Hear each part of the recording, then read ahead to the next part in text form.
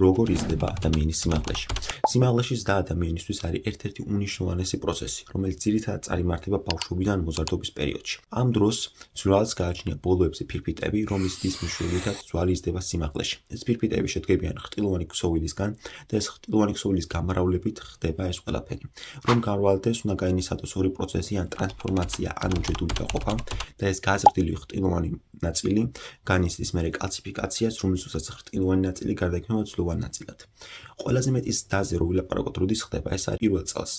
ახალ შობილი როდესაც დაიბადება, პირველ წელს მოსალოდნელი არის შეიძლება 25 სანტიმეტრით გაიზარდოს და მერე დროთა განმავლობაში ეს ტემპი უფრო მცირდება და ჩამოდის 5-დან 7 სანტიმეტრამდე წელში. ყველაზე მეტი ზრდა ასევე ხდება პუპერტობის ან მოზარდობის პერიოდში, რომლის დროსაც ეს ხდება გოგოებში 10 და 12 წლიდან 16-დან 18 წლამდე და ბიჭებში ხდება 12-დან 14 წლიდან 18-დან 21 წლამდე. და ამ დროს შესაძლებელი არის რომ წელში გაიზარდოს 8-დან 12 სანტიმეტრამდე. თუ ხართ დაინტერესებული მეტი სამედიცინო ინფორმაციული ვიდეოებისთვის, გამოიწერეთ მეტისთვის.